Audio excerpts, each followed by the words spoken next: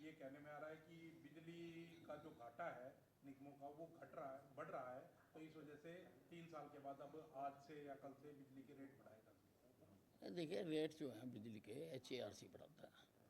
हम अपनी फाइनेंशियल स्थिति हर बार वहाँ भेजते हैं, तो इस बार भी भेजी होगी। और जहाँ तक मुझे याद आ रहा है 8 साल हो गए रेट बढ़े, 8 साल पहले बढ़े थे रेट। तो ये अब अगर HERC प्रस्तावित करता है रेट बढ़ाना, सरकार की या महकमे की सहमति है?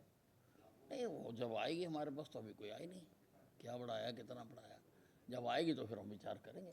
एक बिजली के बिल बकाया जो है 7,500 करोड़ के लगभग बताए जाते हैं, उनकी वसूली के लिए कोई योजना बना नहीं, रही उनकी है या कोई वसूली के गठबंधन लिए मैंने सारे प्रदेश के SCs की मीटिंग कॉल की थी, पर फिर बीच में सेशन आ गया, तो उसके कारण हमें वो उस दिन रोकनी पड़ी।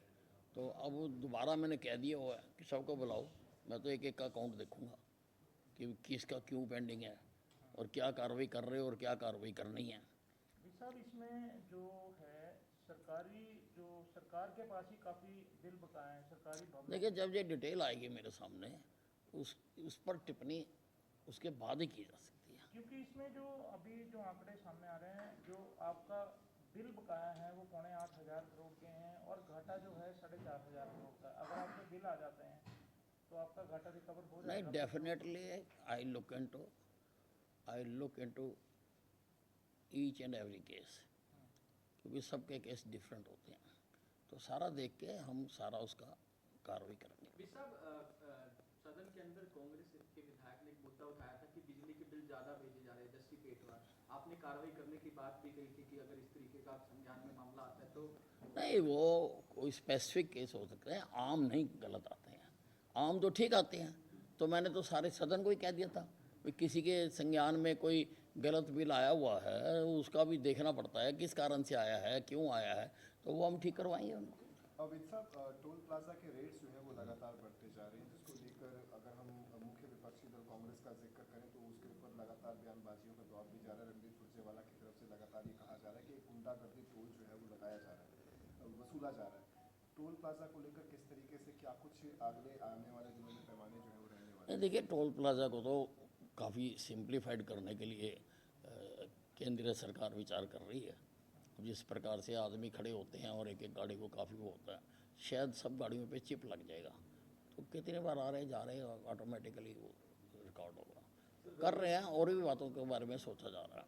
सब एक स्टेटमेंट आई योगेश्वर दत्त की विनेश फोगाट को लेकर के कि पहले तो राशि जो इनामी राशि थी उसको ठुकरा रहे थे, सम्मान राशि जो सरकार दे रही थी, लेकिन अब उसी के लिए गिड़गिड़ा रही है विनेश फोगाट, विधानसभा के अंदर गिड़गिड़ा रही थी। तो इस तरह की स्टेटमेंट आई थी, आप क्या कहना चाहेंगे? क्योंकि पहले विनेश फोगाट ने जब सम्मान राशि की घोषणा की थी हरियाणा सरकार ने, क्योंकि मेडल तो उन्होंने जीता नहीं था, लेकिन उसके बावजूद भी सम्मान राशि की घोषणा की तो वो ठुकराती हुई नजर आई थी। आप क्या कहना चाहेंगे? देखिए ऐसा है, मैंने हमेशा खिलाड़ियों को कहा है कि राजनीति हमारा विषय है, हमें ही करने दो, खेल में राजनीति मत करो। लेकिन अब तो वो खुद भी विधायक बन चुकी हैं। सर, लोकसभा में कल वक्त संशोधन भी लाया जा रहा है, विपक्ष कह रहा है कि ये गुणकारी नहीं है मुसलमानों के खिलाफ में, आपका क्या कहना है इस पर? देखिए विपक्ष का आप पिछला सारा समय का किरदार निकाल के देख लो, अच्छी से अच्छी चीज़ भी अगर पास की जाती है तो ये उसका भी विरोध करते हैं।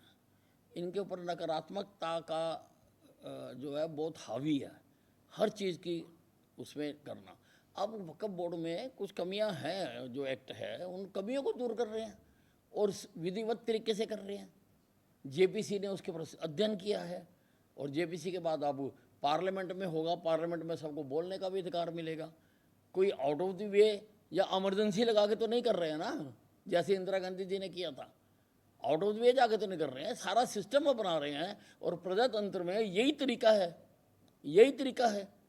जो उसमें कमियां होंगी वो उसको बताएंगे और जो विपक्ष है वो अपनी बात कहेगा।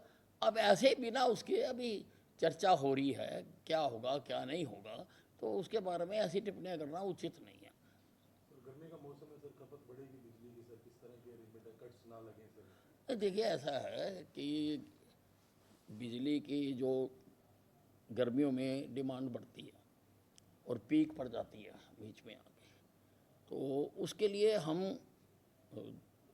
वैसे तो उसको परमानेंट इलाज करने के लिए तो हम अपनी थर्मल पावर बढ़ाने जा रहे हैं। पानीपत में लगा रहे हैं, यमुनानगर में लगा रहे हैं 800 का, पानीपत में भी 2 और लगाने की हमारी प्लानिंग है, और हिसार के खेदड़ में भी लगा रहे हैं। तो वो तो है ही है, लेकिन जब बढ़ती है तो हमें नेशनल ग्रिड से मिल जाती है।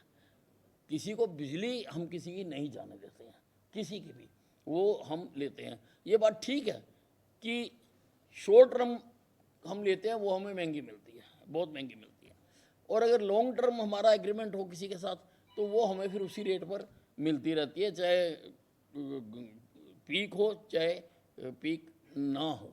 और दूसरी बात ये है, क्योंकि गर्मी में काफ़ी जो है लाइन फॉल्ट वगैरह होते हैं, तो उसके लिए मैंने इनको कहा कि हर सब स्टेशन के ऊपर सफिशिएंट नंबर ऑफ ट्रांसफार्मर्स आप अवेलेबल रखें।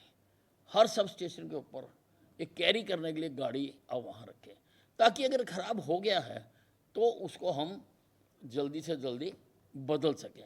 इसके अलावा जब से मैंने डिपार्टमेंट संभाला है, मैंने इनको ट्रांसफार्मर्स की ऑगमेंटेशन के लिए कह दिया कि अगर किसी ट्रांसफार्मर की कैपेसिटी से ज़्यादा उसके ऊपर लोड है तो उस ट्रांसफार्मर को बहुत सारे, अब मेरे पास डाटा तो नहीं है, लेकिन बहुत सारे ट्रांसफार्मर अपग्रेड कर दिए गए हैं, उनको उनकी ऑगमेंटेशन हो चुकी है। तो ये सारे तरीके हैं, और हमारे पास स्टॉक भी अच्छा, लगभग 10,000 ट्रांसफार्मर्स हमारे पास पड़े हैं। बाकी मैंने ये भी हिदायत दी है कि इनका जो सिस्टम है कि कहाँ पर कितने पड़े हैं वो सारा ऑनलाइन हो जाए, ताकि ज़रूरत पड़ने पर हर एसडीओ देख सके, अगर उसके पास नहीं है तो पड़ोस में कहाँ पे है, ताकि किसी को बिजली इंटरप्ट ना हो। शॉर्ट टर्म समझौतों को लेकर आपने विभागीय समीक्षा कर ली है आगामी मौसम को देखते हुए? नहीं, वो तो हमें मिल रही है ना जी, उसकी तो कोई दिक्कत नहीं है ना जी, वो तो मिल रही है हमें।